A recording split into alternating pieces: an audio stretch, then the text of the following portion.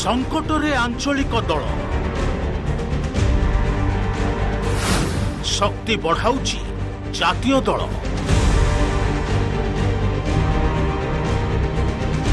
भारतीय गणतंत्र रे आंचलिक दलगुड़िकर गुरुत्व अधिक, किंतु बीजेपी जातीयतावाद लहर आगरे एबे अनेक आंचलिक दल शक्तिहीन हेबारे लागिछंती।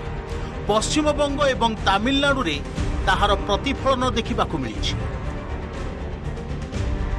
ममता बनर्जी दीर्घ 15 वर्ष धरी शासन करिबा परे बीजेपी दीदी को गादीच्युत करिछि। वामदल को हराई क्षमता अख्तियार करिथिबा तृणमूल कांग्रेस एबे विरोधी आसन रे बसिछि। खोद ममता बनर्जी तांकर भवानीपुर आसनरू निर्वाचन हारिछंती। फलरे आगकू टीएमसी रो भविष्यत को नहीं राजनीतिक महल रे चर्चा आरंभ होइछि।